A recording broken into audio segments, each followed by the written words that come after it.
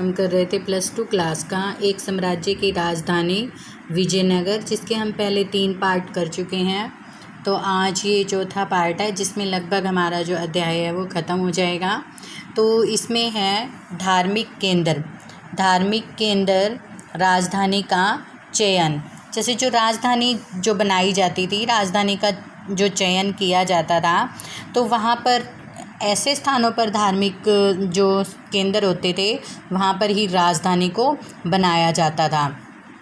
तो क्या वहाँ पर जैसे मंदिर होते थे और मंदिरों का निर्माण जहाँ पर होता था वहीं पर ही राजधानी को बनाया जाता था।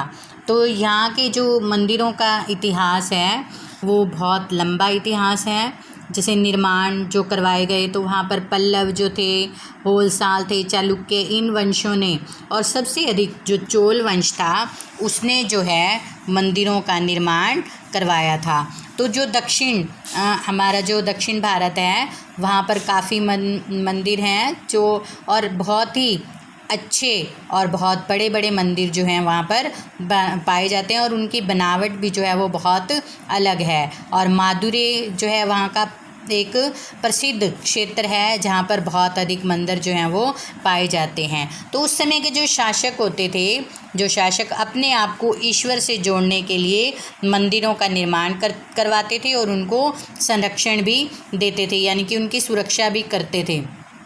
जैसे क्या होता था कि जैसे किसी का बल दिखाने का कोई तरीका होता है तो किसी का कोई तरीका होता है, तो वो अपने बल को जैसे मंदिरों का निर्माण करवा करके, उनका संरक्षण करके और दान आदि दे करके अपने बल को प्रदर्शित करते थे। और वो मंदिरों को बनवाने के लिए भूमि आदि जो है वो दान में देते थे।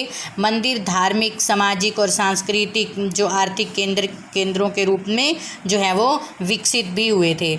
और विजयनगर का जो स्थान का जो चयन किया गया था वो विरूपाक्ष और पंपा देवी के मंदिर से प्रेरित था। और विजयनगर के जो शासक थे वो विरूपाक्ष भगवान की ओर से शासन करने का वो दावा करते थे। यानी कि उस समय के जब वो समय था तो उस समय जो टेक्नोलॉजी थी वो तो इतनी थी नहीं, तो उस समय के दौरान कहानियाँ जो थी वो बताई जाती थी, और कहानियाँ जो थी वो एक मानव से दूसरे मानव को, तीसरे मानव को, इस तरह से मुख बाय मुख जो है वो पहुंचती रहती थी। तो उनसे जैसे जो पता चलता है, जैसे कहानियाँ जो होती थी टेक्नोलॉजी की कमी होने के कारण, तो लोग उन्हीं से ही जैसे कहानियाँ सुना करके ही वो जो है शासन करते थे, अपने आप को अच्छा साबित करते थे। और सभी राजा के आदेशों को जो है वो कन्नड़ लिपि में विरूपाक्ष शब्द जो है इस तरह से अंकित किया जाता था। तो उस समय के जो शब्द हैं, यानी कि जैसे भी जो शुरुआत की जाती थी, जो राजा के आदेश लिखे जाते थे, तो उनको भी विरूपाक्ष शब्द इस तरह से अंकित जो है वो किया जाता था। तो उसके बाद आता है गोपुरम और मंडप। जैसे इसके अंदर भी, आपकी बुक के अंदर भी जो है वो दिखाया गया है कि कैसे गोपुरम और मंडप जो है वो बने हुए होते थे।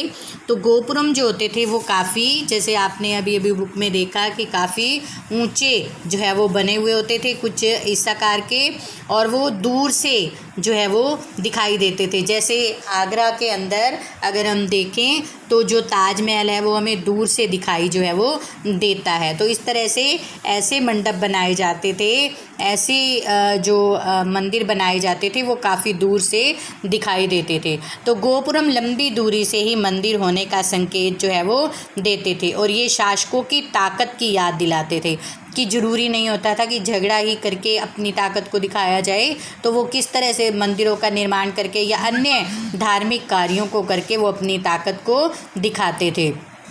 और जैसे ऊंची मीनारें, साधन, तकनीक, कौशल जुटाने में ये सभी जो थे वो सक्षम थे। और जैसे मंडप जो बनाए जाते थे वो लंबे स्तंभ बनाए जाते थे, और लंबे स्तंभ बनाने के बाद मंदिर परिसर में स्थित देवस्थलों के चारों ओर जो है ऐसे पिलर बने हुए होते थे, और उनके ऊपर बहुत सुंदर मेहराब बनाई जाती थी।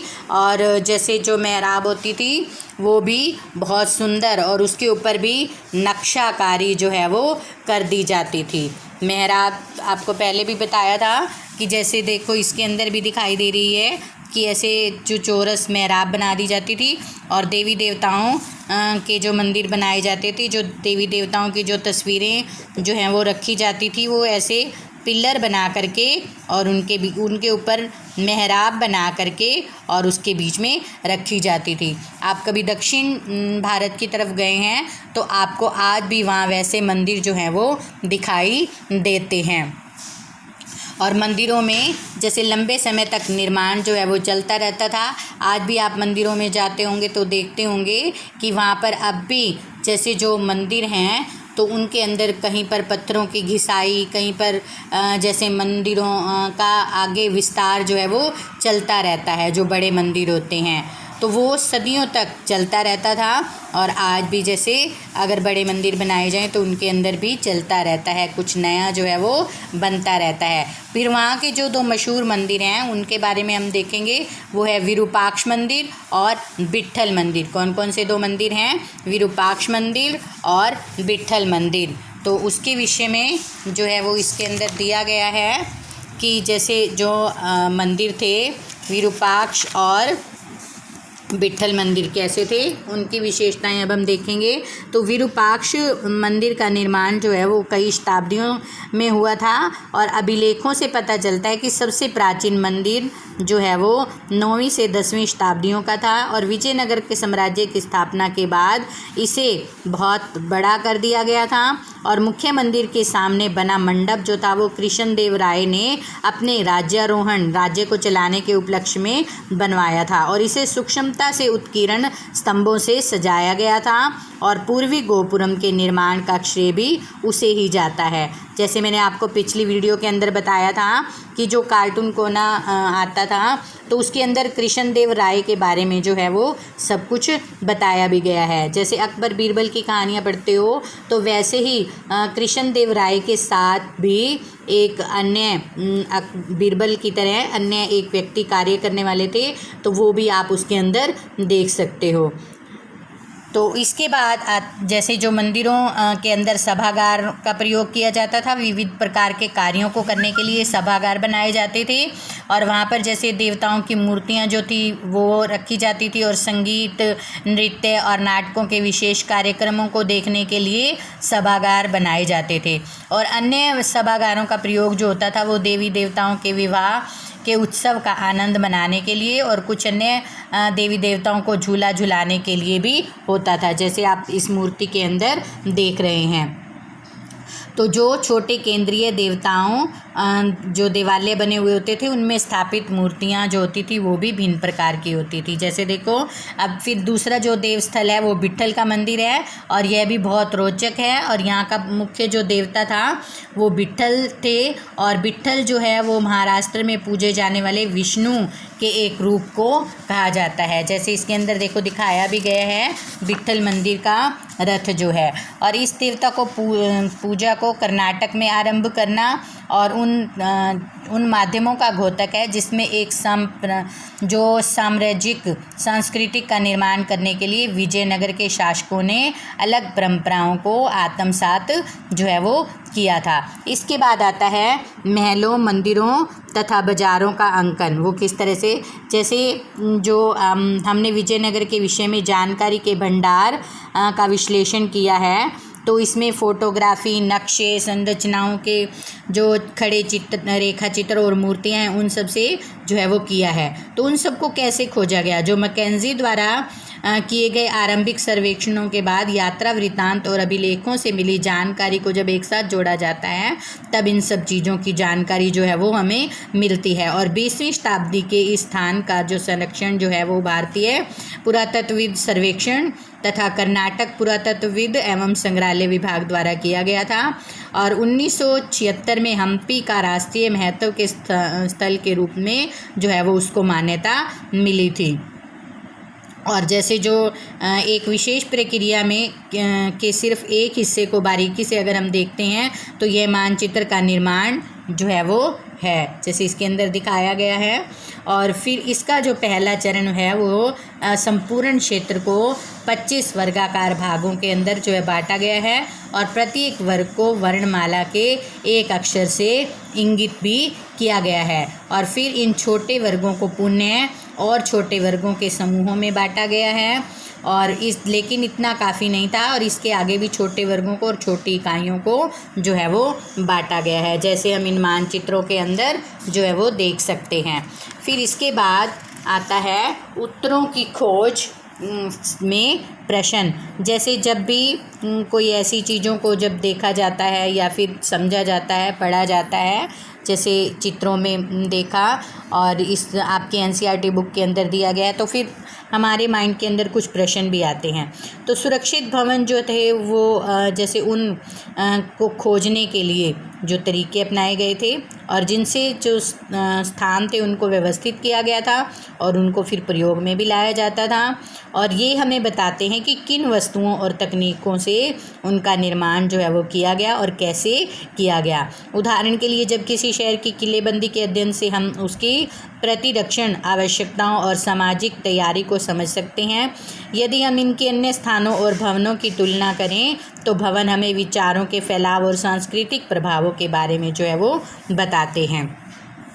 और जो जैसे ये इस प्रकार के विचारों को जाहिर करते हैं जो निर्माणकर्ता और प्रश्यदाता व्यक्त करना चाहते थे और वे अक्सर ऐसे चिन्हों को परिपूर्ण करते रहते हैं जो उनके सांस्कृतिक संदर्भ का परिणाम होते हैं। इन्हें हम जो है समझ सकते हैं और जब हम अन्य स्रोतों जैसे साहित्यिक अभिलेखों और लोक प्रचलित परंपराओं से मिली जानकारी को संयोजित करते हैं।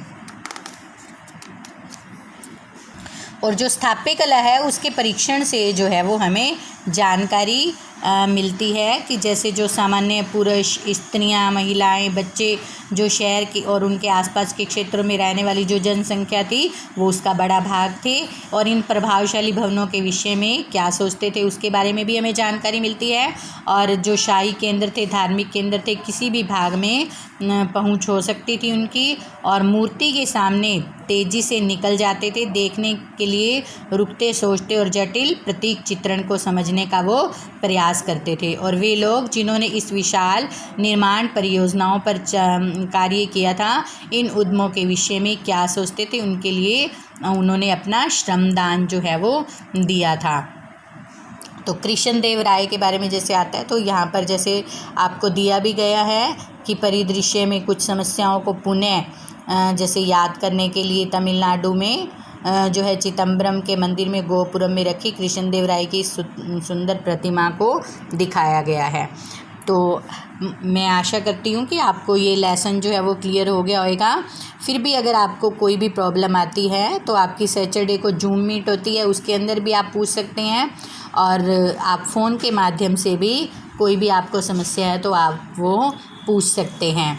तो इस चैप्टर को आप ध्यान से रीड कीजिएगा, जो आपकी एनसीईआरटी की बुक है उसमें से ध्यान से रीड कीजिएगा और अच्छे से करने के बाद इसके प्रश्न जो है वो कीजिएगा। धन्यवाद।